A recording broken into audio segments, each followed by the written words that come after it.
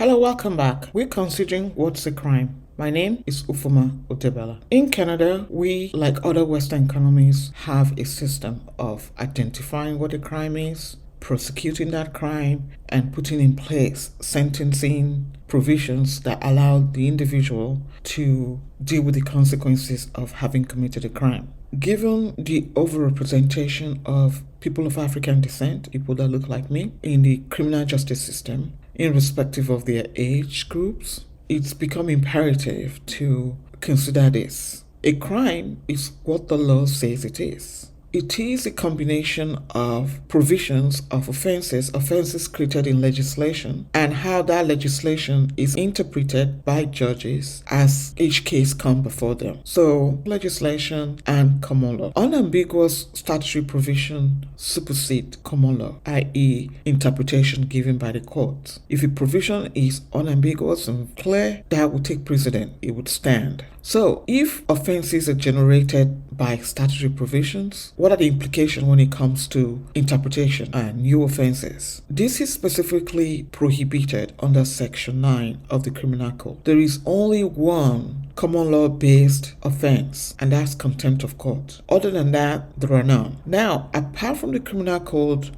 offenses are also contained in various federal legislation.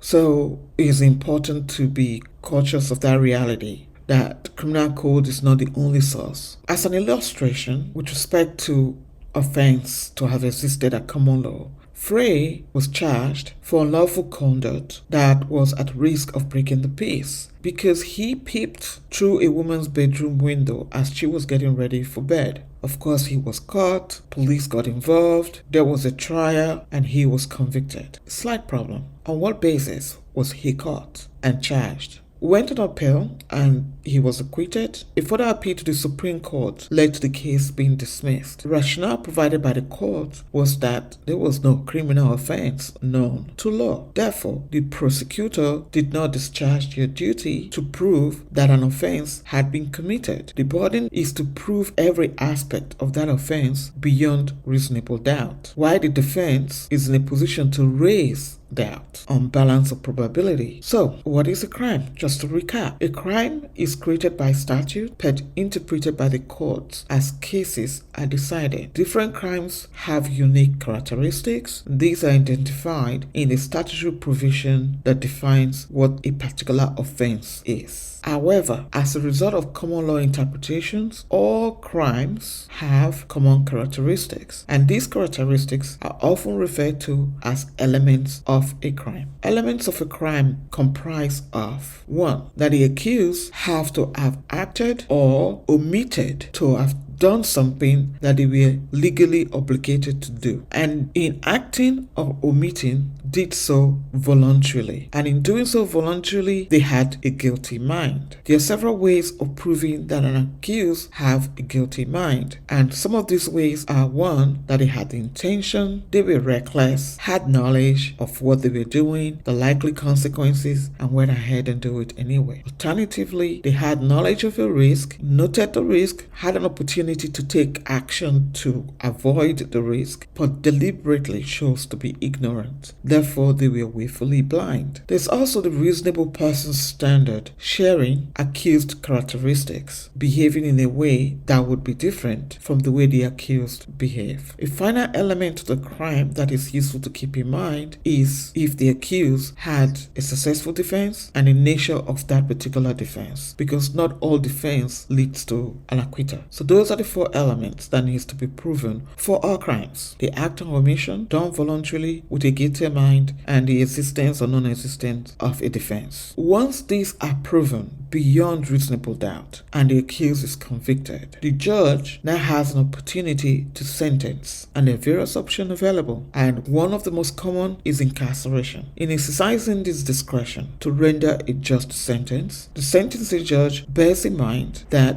the fundamental purpose of doing this, of prosecuting and convicting, is to create a just, peaceful, and safe society. What are the implications of this definition of a crime for families? How do you parent to avoid high rates of criminal justice interactions of both adult and young within the Black community. How do we do that? Who can commit a crime? The law says those who are 12 years and under will not be prosecuted for committing a crime. It also means that once you're 12 years old, i.e. in grade 6, grade 7, if you continue to be naughty and your naughtiness can be classified as a crime under Canadian law, you can be prosecuted. And there is that possibility, depending on the crime, you can be incarcerated. This is something our parents need to be aware of and need to build into their parenting strategy. Mindful of the reality that ignorance of the law is not an excuse. I know. It's painful when you have to deal with the consequences of being ignorant of the law. And one person who's doing that right now is Brittany Griner. I'm sure when she left the US with marijuana canisters, wherever she was living from,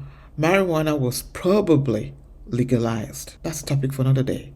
In any case, she confidently uses this and somehow packed it with her when she went to Russia. Whatever her rationale might be, ignorance is not an excuse. And now she's serving 9 years. Now you can say, well, that's Russia. Yeah, it is Russia. Ignorance is not an excuse in Russia. It's not an excuse in Canada. And it's definitely not an excuse in other parts of the Western world, where we have high rates of incarceration of people of African descent. What do we do now? Learn. Continue to learn. Remain curious, because just being quiet and angry does not keep you safe. Neither does it keep our children safe. We need to educate and prepare them for the world and the society they are going to live in, so that each one of them will thrive. Anger, just festering, does not get us there. Thank you. Until next time.